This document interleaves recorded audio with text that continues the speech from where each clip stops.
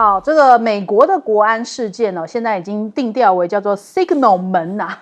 就是讯号门嘛，就是他们其实这个群组泄密事件哦，白宫现在好像转了口风哦。那这个美国国家安全顾问沃兹因为把大西洋月刊的总编辑拉到了群组哦，引发了这个泄密风波。那他们一开始讲说也没有什么秘密嘛，但是现在他们开始承认哦，的确是有失误哦。那人家去问了卢比奥，他就说把记者拉入国安高层的通讯群组是有人犯下了大错。那川普之前也认为这个是沃兹的这个失误嘛，他说这个是一个小小的失误哦。但是呢，现在就是有多位的共和党重量级的参议员也要求要调查这件事情，认为这个沃兹是有蛮严重的责任哦，所以现在他们开始也这个跟一开始的这个态度上面有所转变，现在开始要好好调查了嘛。那川普在周三的时候，虽然他一开始是批评是媒体大肆渲染哦，是政治猎物，但是呢，他现在开始讲说，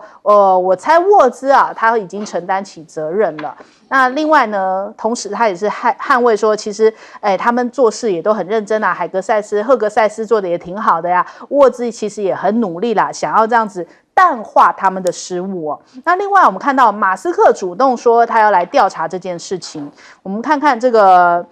白宫的发言人，他说其实这一个泄密案的调查会由国家安全会议、白宫法律顾问办公室以及马斯克的技术团队共同来主导。马斯克其实是提供技术协助啦，就是说到底为什么这个大西洋月刊的总编辑他这个号码会被加到群组里面，要避免类似的这种技术问题再次发生。那共和党的议员就是被问到说是不是这个川普政府啊有这个泄密的事情哦，结果他们反应很大，就说你来自哪个国家，滚到你的国家去哦。所以其实现在他们就觉得这事情尽量能够淡化带过哦，不然你追着他问他还不高兴啊。再来我们看到Signal 的爆料，因为本来大西洋月刊就讲说你既然说不是秘密，我就继续报嘛，所以现在看到了这个，其实呢，他还公开了胡塞武装组织计划当中的全文哦，其中还披露了美军追杀胡塞组织他们一些相关的细节，会先通过侦查，就是派出多架的 F-18 舰载机，还有 MQ-9 死神无人机，协同发动斩首行动然后投放到这个建筑物里面把它这个用炸弹把这个建筑物给炸毁。那其实呢，他讲说，如果这个事情就是这个泄露机密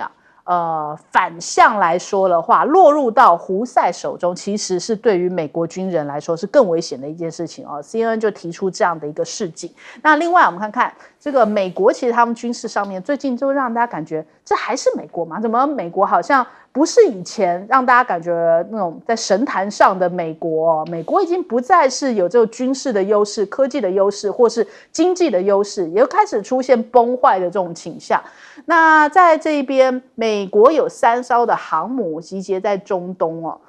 有消息指出，现在部署在中东的杜鲁门号这些航母打击群，其实美军还派出了2支是这个航母编队到中东地区。但中国大陆专家就讲其实呢，伊朗方面宣称要抵抗到底甚至不惜要封锁石油出口，恐怕可以用这种引发全球能源危机的方式来逼退美军。那卡尔文森号它也是驰援到中东，环时就讲，其实这暴露说美国的航舰是捉襟见肘，它已经调派不动了，所以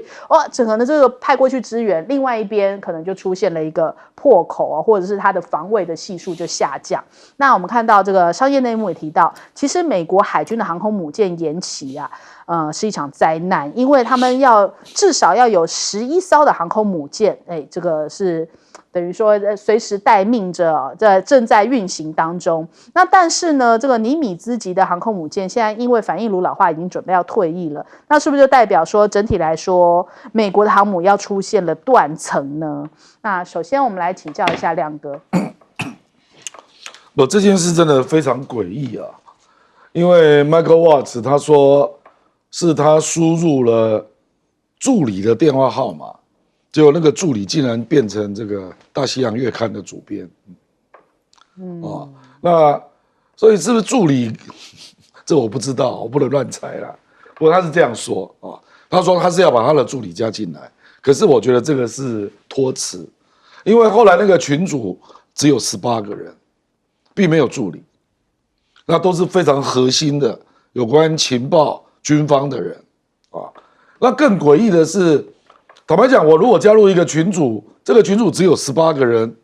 那突然跑出一个 Goldberg， 大家都不认识，你不觉得很奇怪吗？因为我以前在民进党党团，我们也有群组啊。陌生人进来，大家会说这个人是谁啊？你其实因为你如果用代号，人家会问说这个人是谁，而且这个只有18个人都是部长级的，所以为什么会没有人问啊？那这里就透露出一个更可怕的问题了，就很多人在看好戏啊。比如说卢比奥也在里面啊，那个情报总监也在里面啊，我才不相信他们不认识 Goldberg。他就眼看着Goldberg 怎么在里面呢？不讲话，不讲话了那卢比奥现在就出来就大肆抨击啊，说这个事情非常严重因为我坦白说那18个人大部分都是 MAGA 的成员，只有卢比奥不是那个 MAGA 的成员现在都很尴尬，都不愿意讲话那这个按照美国的法律是有责任的啦。所以白宫的法律事务处也在调查，那国安单位也在调查，那媒体当然就直接炮轰了啦，要求 Michael Watts 要下台，而且这里面还发生另外一件事，就是 Michael Watts 是不小心把那个大西洋月刊的主编拉进来，海格塞斯那个国防部长擅传了作战计划，那海格塞斯你自己也是媒体业出身的，你是福斯的主持人嘛，你不认识 Goldberg 我觉得这个太好笑了，你就知道他已经松散到什么程度。然后这样的一个群组在运作，没有任何一个比较专业的幕僚来做 SOP 的查证。我说是不是都到了这个人是谁都没有所以现在民主党就直接要求 Michael Watts 跟海格塞斯2个人都要下台。那川普当然不认啦川普现在又在瞎掰嘛，说这里面根本没有机密资料，这个就是胡说八道了。当然有，就是也门的作战计划，牵涉到 F-18，牵涉到我们说那个死神无人机等等所以绝对是有泄密的部分那我觉得现在很可能收尾 ，Michael Watts 可能就找一个助理就顶罪了很可能会这样处理了，我们就等着看吧。好，来请教吴老师。这一次这个大西洋月刊那个 Goldberg 加进去，我也是觉得非常吊诡。刚才亮哥讲他是这个助理啦，但是那个沃尔斯说把那个他是设一个人名，对，然后他电话是 Goldberg 的电话，这个非常奇怪，这绝对是一个，我不觉得是一个失误，我觉得因为你们知道大西洋月刊他蛮左派的，而且 Goldberg 是非常他讲话都得罪川普。所以川普很讨厌 Goldberg， 其实大家都知道 Goldberg 是谁啊？对啊，他是 The Atlantic 的总编啊，所以大家都知道他怎么会在这个我们讲这个非常机密的这个 Signal 上面出现。我们在讨论这个 Signal， 其实 Signal 这个东西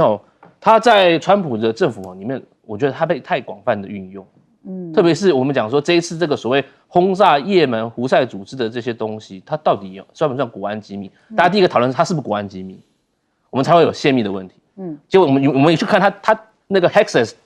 写出来的东西，那不是国安机密，那是什么？几点几分进行第一次轰炸，几点几分进行第二次轰炸 ，F-18几点几分出动，这个是十足的国安机密。你只要任何东西泄露出去，让胡塞组织知道了，那你的空军就有危险。对，他知道你什么时候出来，他在那边等你啊。对，所以这绝对是机密。那如果是绝对机密，怎么会是在这个 Signal 这种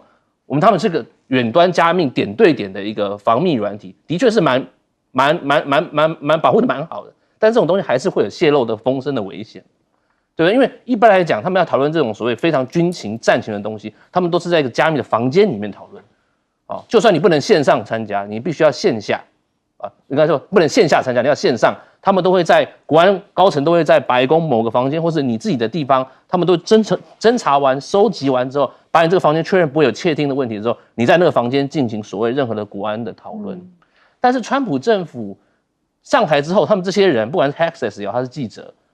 那他用了很多的这种众议员，像沃尔是众议员，他们对国安会对这种机密的事情，坦白讲，幕僚应该都会安排好才对，那你怎么会在 The Signal 这个东西上面探讨这么敏感的国安议题？然后又刚好加了一个敌对阵营的总编，对不对？在里面可以看到你所有的这个所谓问题，我觉得这个非常吊诡，而且是对川普政府，我觉得是有一点试探的味道在这里面。所以现在有人在讲啦，那你沃兹要不要下台？你 Hexer 要不要下台？你这2个人就有人点名这2个，一个是创这个群组的，一个是你在那边写东西上去的，你要负责所有的那个机密的，你这2个要不要下台？那川普说没问题，我觉得他们都很好我很挺他们，所以感觉就是硬要挺他们2个就对了所以基本上很符合川普的个性了。我要的人我可以要，我不要的人我说 fire， you are fired 好，我们来请教将军。这个川普要对这个胡塞组织动手，我认为效果有限，因为在去年的时候，在拜登当总统，他就已经派这个 B2 去炸过胡塞组织，结果胡塞组织依然屹立不摇到现在那现在的话，已经到2025年，我刚刚讲的是2024年的10月就炸过胡塞了，但是胡塞到现在为止，他在那个红海蓝端还是扼控的红海的这个进出口蓝端非常窄，就是34公里，非常窄。那个所有的商船、游轮都要通过它，才能往红海的北端，然后经过苏伊士运河，然后进入地中海。所以那个是个要道。那他到现在为止，胡塞组织已经击伤过80艘的过往的这些船只还击沉了2艘，还有1艘现在被俘虏，还被扣押，还没有放呢。现在有1艘还在胡塞手上是这个样。所以最重要的是在哪个地方呢？就是在胡塞的它的地下化，它都在下面那个地道，你炸不到，它都在下面了。它5个大型的弹药库全部地下化，而且你对它的洞口炸下去之后它还有好几个洞口，还可以用。你的洞口完没炸，那我不要从这边，我从另外一个洞口。它洞口都是复式配置，所以胡塞组织是已经经年累月已经做战场经营，已经做了很久。所以美国拿它没有，美国现在拜 B2， 他现在准备要选用 GBU-57这个炸弹，这个是炸弹之母这个是大概将近14公吨，这炸下去之后我跟你讲，就跟陨石洞一样了，好大的陨石坑呢，是这个样，因为它在下面了。但是问题是你的 GPS 定位准不准？因为下面呢是盘根错节的状况之下，你能够炸下去是土堆的，你搞不好没有炸到它的地道，它依然很畅旺，咱跑来跑去了。所以胡塞组织它耐打，但是问题就是说，美国还包括以色列，它不敢进行地面战对胡塞，因为它地下化，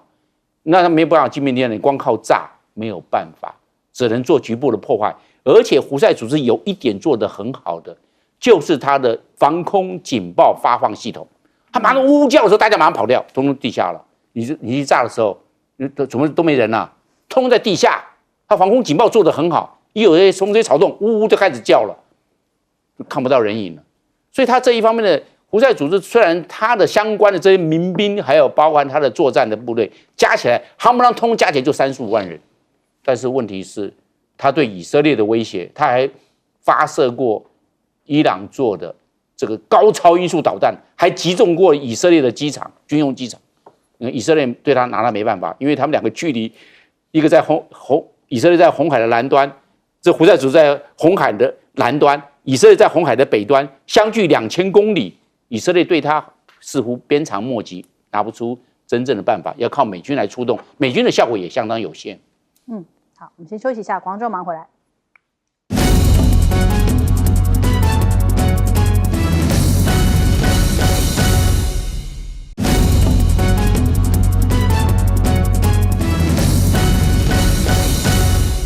好，插播最新消息现在目前很多的这个国际消息的推播都在关注这个缅甸连续2震，规模是达到了7.7那连泰国都感受到了摇晃，楼还倒了，那还一度触发了海啸警报。那这个7.7级的这个地震呢，地震深度是只有10公里那震央的位置距离缅甸城市大概是只有16公里左右，所以邻近的泰国孟加拉还有中国大陆的云南都感觉到明显的摇晃。那这个是我们刚刚收到的一个最新的消息哦，稍后有什么消息我们会再随时插播一下，所以大家现在在关注哦，所以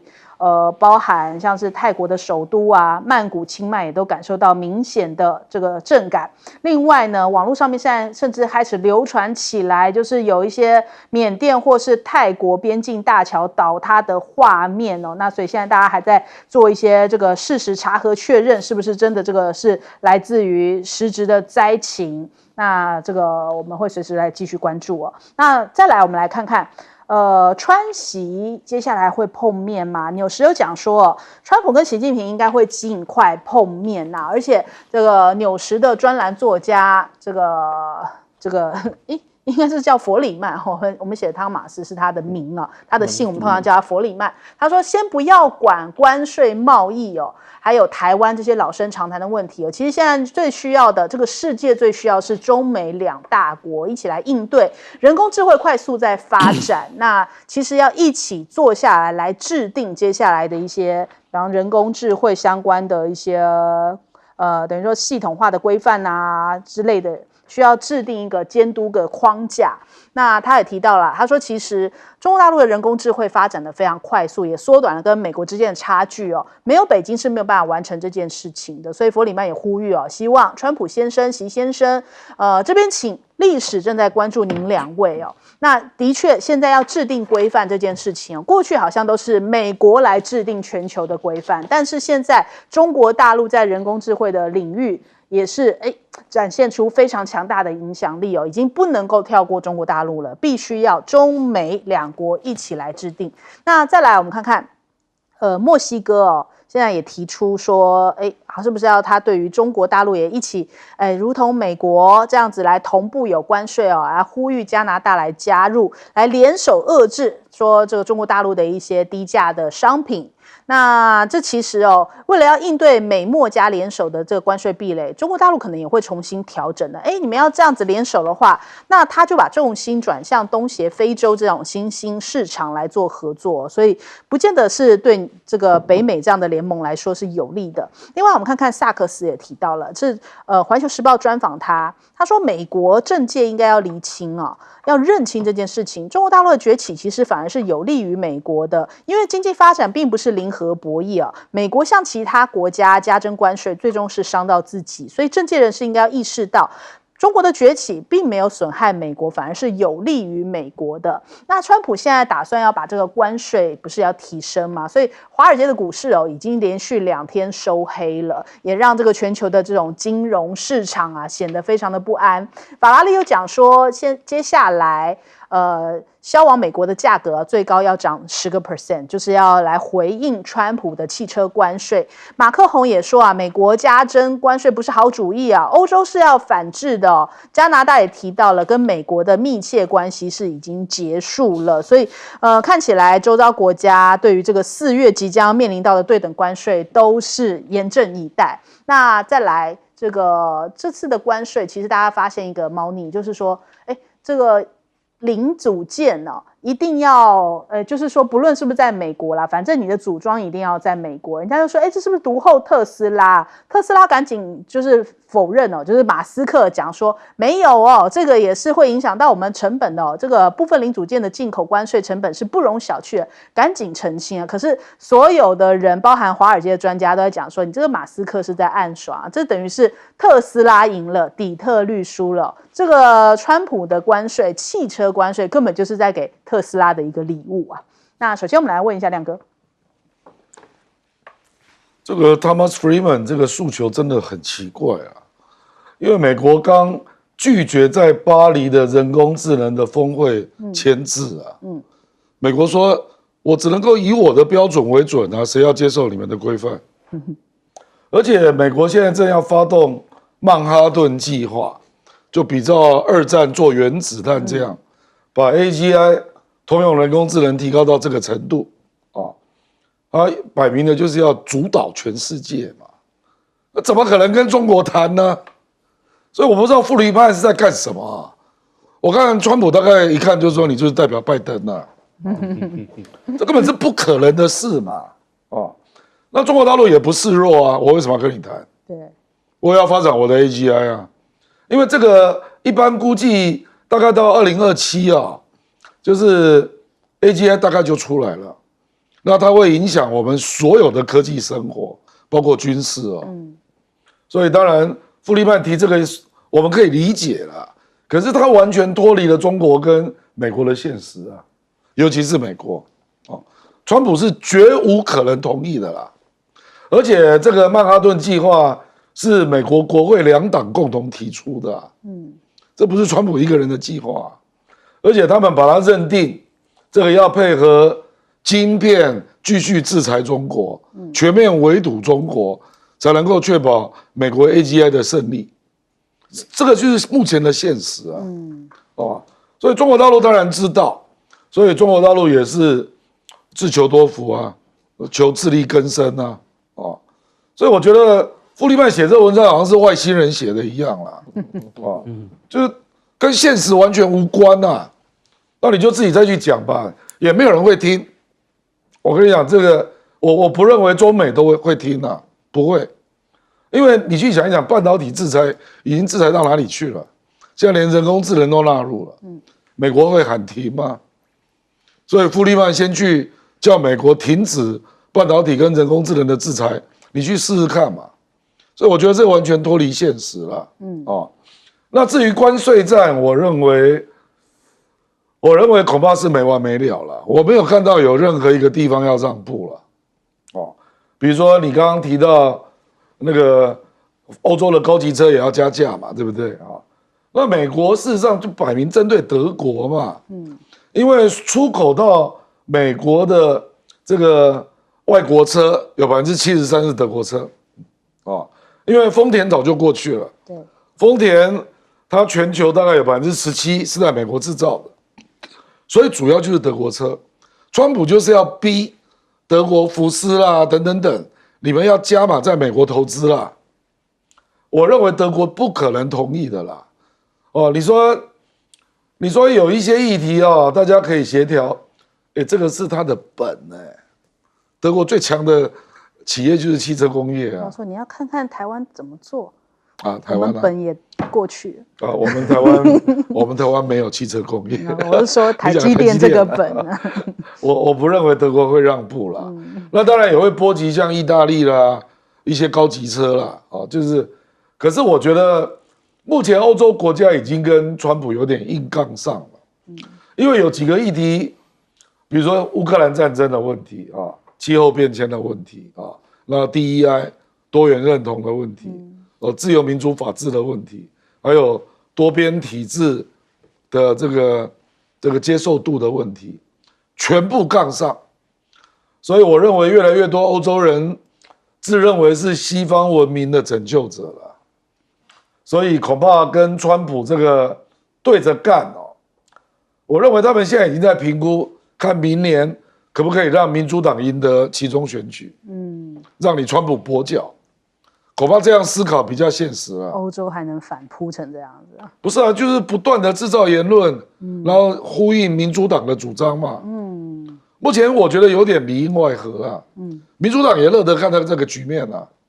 那他的关税战也会伤到美国的国内的状况嘛。而且2党只差5席一不小心就翻盘了。好，请教吴老师。其实我觉得川普这次他下重手对进口车科25非常重，而且呢，他还有一个措施啊，就是说针对这个美墨加协定的一些汽车零件，他先不科，等到他边境设定出哪一些零件我要科，我才会科。现在是这样子，你进口车如果你没有美国零件，你把零件的价值扣掉之后，我再科25%，所以它意义在什么？尤其是墨西哥进来的车子，还有日韩车子进来的，他特别要科这个25%。那当然，这个我觉得项庄舞剑，意在沛公。他除了科可以带来说，他说1兆美元的收入之外，他要你把生产线全部给我移回美国。这个是他最重要的一个想法，因为墨西哥太多生产线在那了，福特、通用、Toyota、Honda 很多在那边设厂，川普很不高兴啊。那但我们看，其实刚才前面亮哥也讲了，有许多厂其实很早移过去，比方说。日本这个 Toyota， 我之前在那个阿拉巴马，如果你开高速公路过去，它有个很大的叫 Toyota City， 还有个招牌是 Toyota City， 就是 Toyota 在那边盖一个很大的车厂。但这一次不仅仅是日本，韩国也受到压力了，所以他们宣布一个210亿美元的计划，是在他们这个 Louisiana 要盖钢铁厂，因为你还刻钢铁啊，对我们更伤，所以我干脆在那边自己做钢铁，然后用这个钢铁来帮我们来造车子，所以这钢铁厂据说它是58亿建造成本，大概呢可以生产200多亿的这个钢铁价值，然后大概创造1400个工作机会，这个是这个韩国特别想要做的，它从钢铁做起。再来呢，像我们讲这个现代汽车每年大概2024年大概应该出口到美国是170万，170万台，太多了。美国本地生产不到100万台，所以他们觉得好，那我们就过去生产算了嘛。所以韩国人也先磕头，所以他们可能接下来会在我们讲这个阿拉巴马这边再盖一个厂来做这个现代的这个汽车的制造。那像起亚他们接下来也会在那边盖厂，所以我们讲不管是起亚这个或者是我们讲现代汽车，他们面对到这么大的压力都纷纷都要去那边，可能要把产线移回到美国。我想这个是川普他最想要的，因为其实他在第一任内的时候，他一直想把这所谓的制造业带回美国，所以 Mega 就是意思是不是美国再伟大，我要让你的铁锈带的人民重新再伟大。我要让 JD Vance 你那批死忠的粉丝，对不对？你看我那本书《乡下乡巴佬的悲歌》的人，我要让你们有工作，让你们这些因为那些过去因为汽车业移走，让这些人中低阶层人不能翻身我要再把这些制造业带回来。这点是川普一直以来他第一任想做的，问题是他第一任没有做完他就落选了，所以他第二任的时候他一定会照这个做。所以我觉得这一次与其看这个25%这个关税不如是看它能带回多少生产线，或者我们讲生产链特别是汽车工业这种传统工业回来，还有就是我们讲高科技的这些东西。好，来请教将军。那我认为现在这个世界的格局啊，由美国独霸走向双霸的格局。以前美国直接拍板定案现在有些事情可能要跟中国大陆来协调，所以那个我们包含纽斯的 Freeman 他是专栏作家啦，也包含这个环球时报的这个 Sachs 他也是个教授，那他都讲，要这个川普跟习近平呢要尽快来见面啊。那换句话说，这个已经重于协调性了。以前美国直接拍板定案就好了，那现在要来做协调了。那换句话说，美国在这方面的它内部的问题蛮多的，尤其是经济。美国的国债36兆多，马上要破37兆美元，不得了的事情啊！这个天价的这个国债压都压不住，光利息都压不住了，怎么办？然后另外一个通货膨胀。美国通货膨胀一直在物价上涨啊，你通货膨胀怎么去压？如果对中国大陆课关税，那你现在要加10%，加15%，你这样子的话，物价又要贵了，通货膨胀就要来了。那美国它内部，它这些一般的美国的这些小市民，他怎么样去生活？他物价贵了，蛋也贵了，通讯数据都贵了，他的薪水唯一他的薪水没有大幅上涨，他的这些明年的期中选举。那川普怎么样能够赢得？对，能够帮共和党能够打赢这一仗，我的困难度蛮高的那所以我倒认为在这一方面呢，美国的它最重要是它产业结构的问题，它产业的结构，美国的贫富差距也大，有钱的人他是寡头，非常有钱啊，富可敌国啊，那财产的话，如果换算成台币的话，会10几兆啊，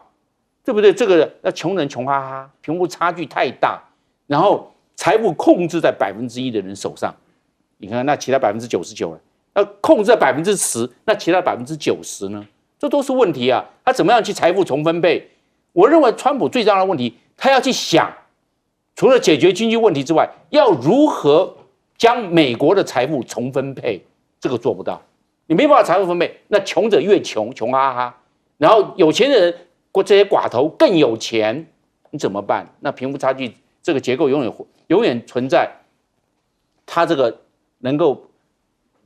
经得起选民来支持美国的共和党吗？这是很大的问题。那因为我们来看美国的产业结构，美国的人力成本要如何拉下来？现在已经进入人工智能 AI 的时代，晶片的时代了。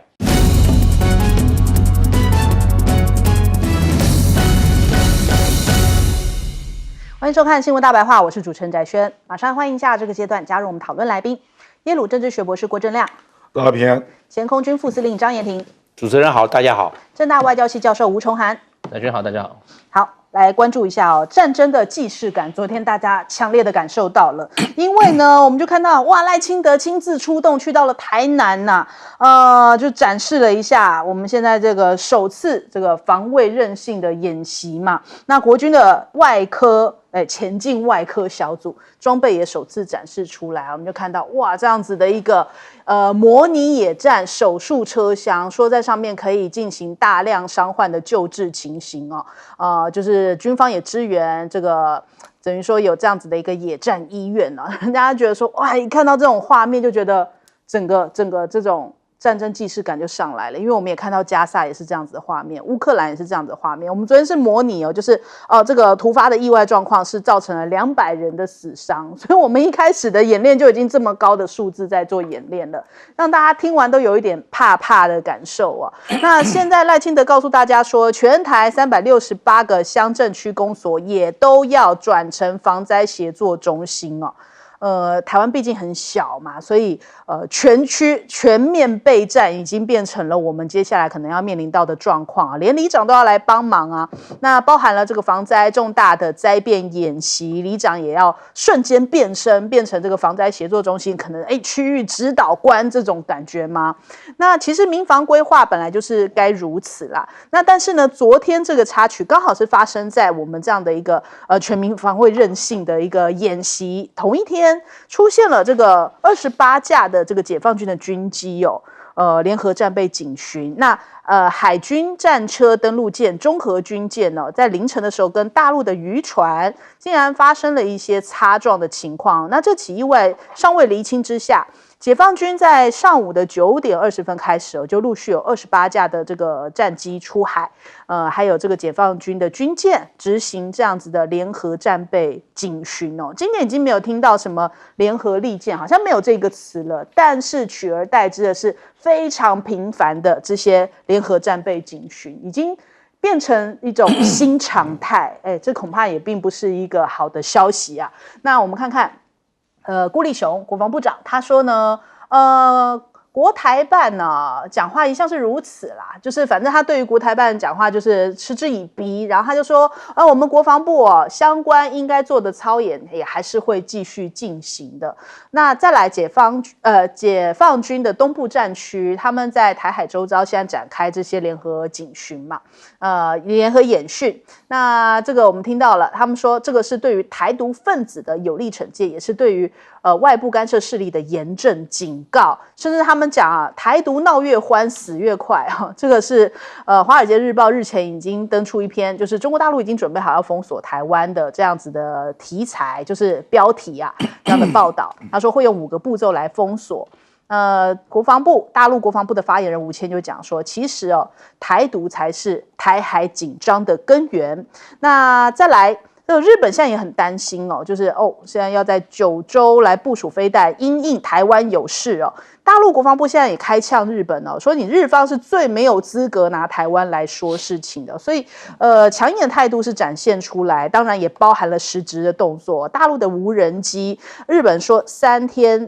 天内有3个架次出现在这个与那国岛跟台湾之间的海域进出太平洋他们有发布一些拍摄到的相关的照片。所以现在一直会有一个传闻就说中国大陆不只要拿下台湾连冲绳都要一起拿下来就是好像一直有这样子绿营释放出来这一类的消息再说大家不要这个轻忽了。那另外我们看到了这个金融时报上面有美国国防部的前助理部长投书，他说台海的战略模糊已经不再有用了，因为美国数十年来都一直这样主张可是现在这个政策恐怕要被打破了，已经没有模糊的空间了。在赖17条之后，其实现在看起来越来越清晰，因为在台湾我们本身已经这种敌对的氛围已经拉到最高了，当然对于大陆释放出来的这个恶意或者是说挑衅的这样子的程度大陆也开始用越来越严厉的词来回应了。所以我们看看解放军接下来会打哪呢？五角大厦说的不是本节目他说呢，恐怕会是关岛先遭到飞弹攻击，如果中美因为台湾开战的话，关岛也是这个会被瞄准的一个对象。所以现在这个赫格塞斯去到关岛的访视啊，他就讲说，这个当地美军是美国在印太、亚太地区的矛尖呐，要应对这个中国大陆的，等于说最前端的一个作业哦。那台海开战的话，关岛恐怕会被迅速摧毁。美国的空军部长提名人他就警告啦，他说中国大陆的军事发展速度已经超越了美国一些领域哦，所以美国已经失去了很多优势。那所以看到啦，关岛现在位在关键的前沿位置，需要扩大炸弹的储备能力来对抗劲敌竞争，比方说像是中国大陆。那另外呢，菲律宾他们现在同样也是紧张起来了。菲方的这个菲国的军方鼓吹要加强南海的存在感，要遏制中国大陆在南海的行动。接下来这个川普 2.0 的战略看起来好像整体来说的话，包含了这个印太战略啊，南海、台海、东海3海联动的方式，看起来已经逐渐成型了。是不是也更加的危险加温了呢？我们先来问一下亮哥。赖清德昨天去那个不叫野战医院啊，他那个叫做临时搭建的医疗场所，因为他就是设定社区自主力量要协助参与，然后是没有剧本的立刻实施啊。那野战医院就是本来就安排好的啊，那个是去年11月，那3月27号这个是更进一步了，就是说没有剧本，那社区要自助。那2次鼓励人都在身旁，所以显然这个项目就是美国要的项目啊，就是去年11月吧，鼓励人也去，那个就是真正的一个野战医院，那个是一个演习啦，那昨天这个就是没有剧本啊，那我就来了，那现场的那个县市就台南嘛，他就开始召集一些必要的人，那到现场搭建一个。这个伤患后送这样的一个运作啊，这个事实上基本上就是配合城镇战呐。那台湾到底适不适合城镇战？我身边有个专家，等一下请张将军来分析啊。那至于其他那个战略，我坦白讲都是虚的啦。我认为设想中国大陆会去打关岛或打冲绳，我觉得这是不可能的啦，因为中国大陆把台海战争视为内战嘛，他为什么要去主动招惹日本跟美国？如果你先发制人攻击，那你就是引发日本跟美国介入啊。所以他一定是被动的，就是如果美国跟日本介入，那他才会对打。所以我认为他基本上中国大陆的那个 SOP 应该设定就是这样，就是你日本要介入吗？你介入我就炸冲绳，那你如果没有介入。我认为他不会动啊，因为他基本上就是希望台海战争越单纯越好。等于是说冲绳或是关岛算是反制措施，如果对美国日本要来干预的话，是这2个是我们。所以你看他的用语都是区域拒止嘛，就是如果他们来，那我就不排除会报复你的基地。这个我觉得才是他的战略构想。所以海格赛斯讲那个就是不对了。中国大陆怎么会是主动去打关岛？那你岂不是撩起中美大战？中国大陆不会这样设想，他一定希望台海战争越单纯越好。速战速决，然后就是内战，他的诉求就是这样嘛。那还有另外一个就是所谓战略清晰，那也是一样了。美国不会轻易走到战略清晰啦，为什么呢？因为你如果走到战略清晰，那你就是非介入不可。我们且不要说川普了，拜登自己。讲过4次美国要出兵哦，结果他的言论后来都被国务院盖掉，对，连拜登都没有走到战略清晰，何况是川普。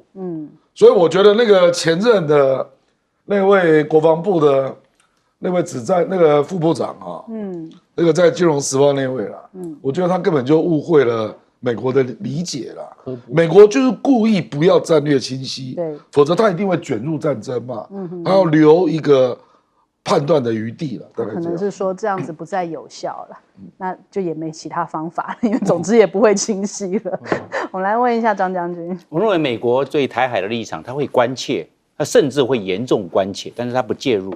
有一个很好的、很简单的、很明了的指标，就是关岛。那关岛有4个机场，一个是关岛国际机场，一个是关岛安德森机场，还有另外2个是报废的机场，目前没有启用。这个启不启用，表示它介不介入。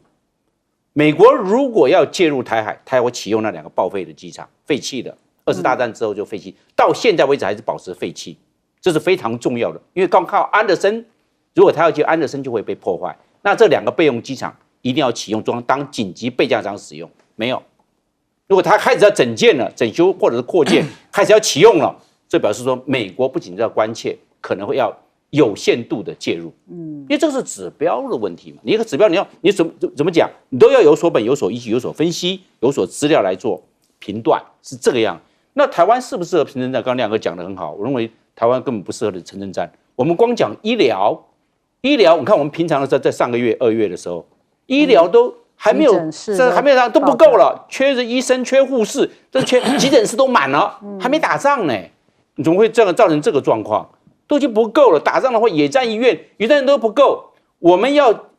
取法美军，美国有医疗船，有远征医疗船，美国有安慰号医疗船，有仁慈号医疗船，有远征医疗船，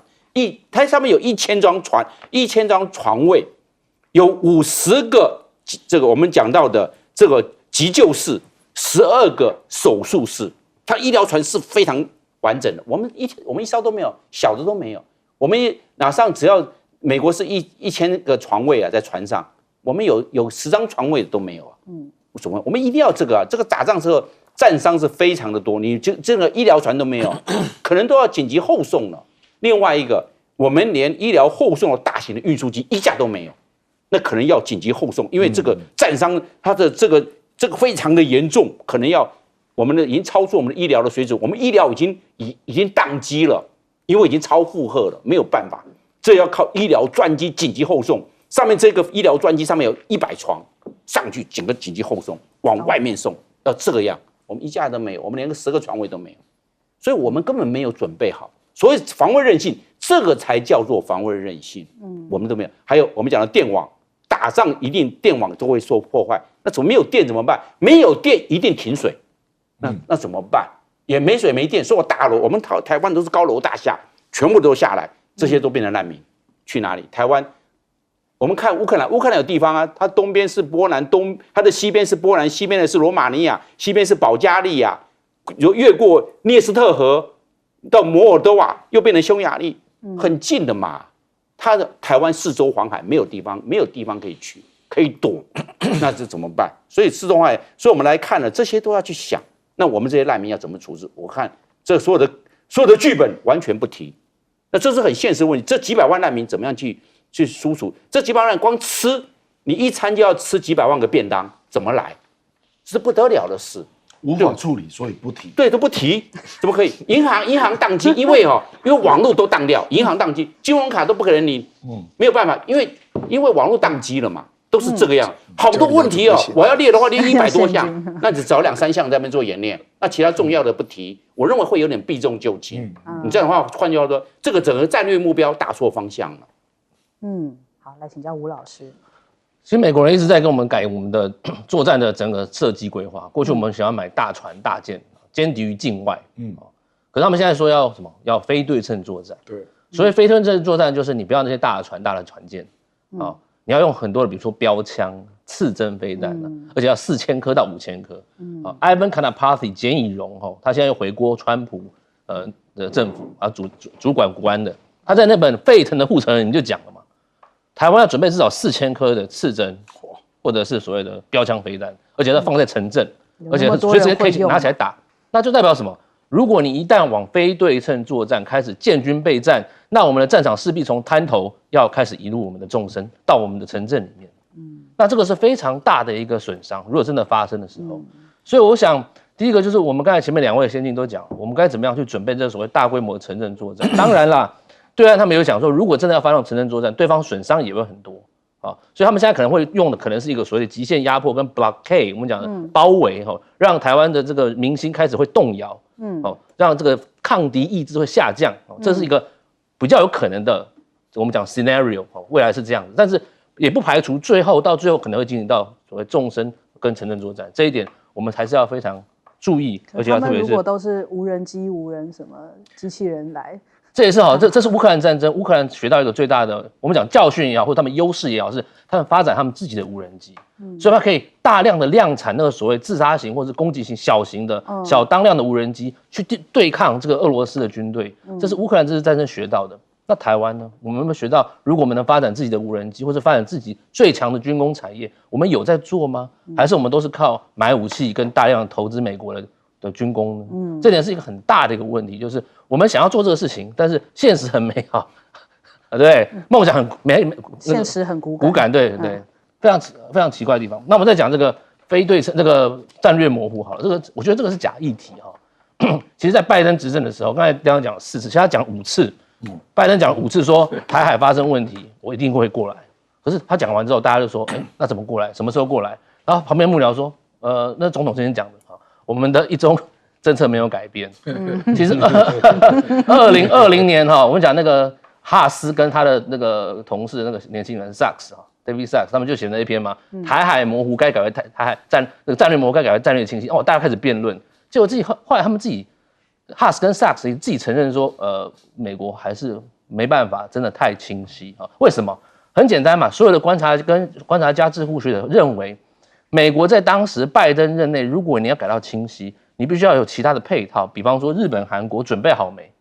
澳洲准备好没？当大家准备好了，你才能把这个潘多拉的盒子打开嘛。说我们来清晰了，来，我们来叫牌，来翻牌。拜登时期都没办法清晰，那请问现在川普？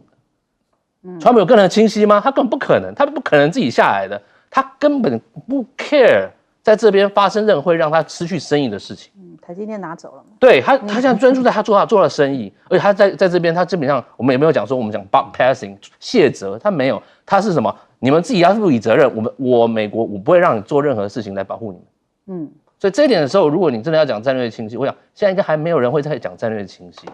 好，因为我们讲，它会回到一个战略模糊的一个路线，而且呢，这个模糊是非常吊诡的模糊，是川普他根本什么都不讲，我也不会再去讨论这个台海议题啊，顶多我觉得接下来拜习会他们会重申说反对台独，如果他们真的川普能讲出我反对台独，那个就是一个非常大的一件事情，那就是一个我们讲的比维持现状更大一点的事情。那这个时候，我觉得赖清德他可能会做更多的事情，因为他觉得，与其你跟我这么不站在我这边，对，不在我这边更模糊，不如我自己来弄。他敢得罪川普？